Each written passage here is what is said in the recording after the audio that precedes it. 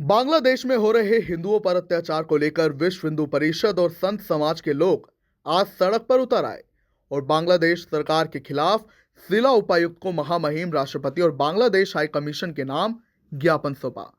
प्रदर्शन का नेतृत्व कर रहे विश्व हिंदू परिषद के अंतर्राष्ट्रीय महासचिव सुरेंद्र जैन ने बांग्लादेशी सरकार को आतंकवादी सरकार तक घोषित करने की मांग कर दी। देखिए प्रदर्शन की तस्वीरें। रोहतक से संजय कुमार की रिपोर्ट, सीडी तहलका। आज अंतर्राष्ट्रीय मानवाधिकार दिवस है, लेकिन मानवाधिकारों का जितना हनन बांग्लादेश में हो रहा है, आज हिंदू का कोई मानवाधिकार नहीं है। दो ही विकल्प बचे हैं, या तो हिंदुओं का सामूहिक नरसंहार होगा या सामूहिक धर्मांतरण होगा। पूरे विश्व का हिंदू इस बात को लेकर गुस्से में है और आज पूरे देश के अंदर हिंदू समाज इसी तरह सड़कों पर उतरकर अपना गुस्सा प्रकट कर रहा है। आज रोहतक के अंदर पूज्य संतों के मार्गदर्शन में रोहतक का समस्त हिंदू समाज बाहर निकला है, अपना गुस्सा प्रकट किया है। बांग्लादेश में हिंदुओं पर जो अत्याचार हो रहे हैं, बहनों के साथ जो बलात्कार हो रहे हैं, हिंदू का जीना दूभर हो गया है। 29% से 9% पर आ गया है। पूरी तरह सफाया हो रहा है और देश के सेकुलर राजनीतिज्ञ चुप बैठे हैं। यूएनओ चुप बैठा है। हमने यूएनओ से डिमांड की है वो पीस कीपिंग फोर्स भेजे, वहां पर हिंदुओं पर हो रहे अत्याचारों का खंडन करें, बांग्लादेश सरकार को चुनौती दें, चेतावनी दें।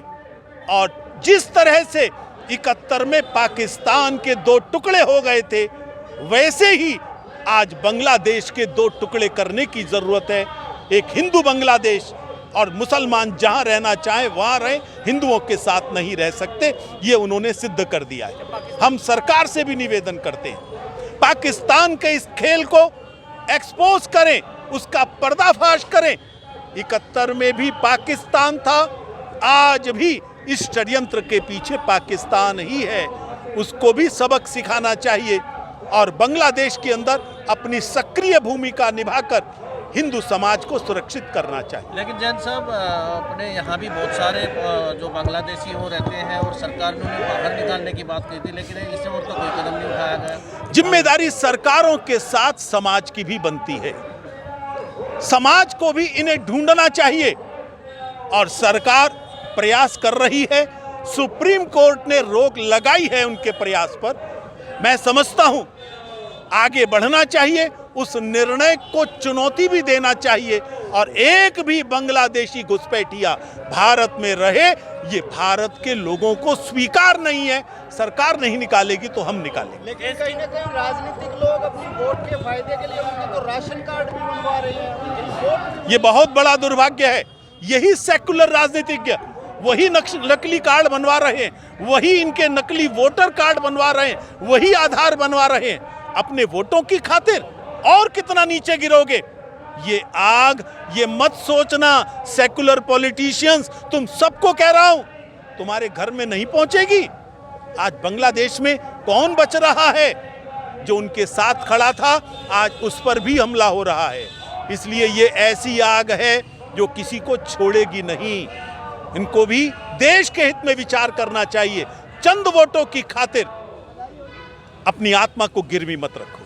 चुप क्यों हैं विपक्षी पार्टियां? चुप क्यों राजनीतिक पार्टियां? उनको लगता है कि भारत का मुसलमान कहीं नाराज ना हो जाए यदि वो बांग्लादेश में हिंदुओं के पक्ष में खड़े होंगे, क्योंकि भारत का मुस्लिम समाज, उनके नेता अपनी भावना व्यक्त कर चुके। कल ओवैसी ने कहा है कि बांग्लादेश के हिंदुओं से हमारा क्या लेना देना, फिलिस्तीन से लेना देना है, पाकिस्तान से लेना देना है, लेकिन बांग्लादेश के हिंदू से नहीं, जिसका डीएनए ओवैसी तुम्हारे पूर्वजों के डीएनए से मेल खाता होगा, क्योंकि तुम्हारे पूर्वज भी तो हिंदू ही थे। इसलिए भारत के मुस्लिम समाज को भी समझ में आना चाहिए, उनके दुख दर्द का साथी भारत का हिंदू समाज है, बांग्लादेश या पाकिस्तान में रहने वाला मुस्लिम समाज नहीं।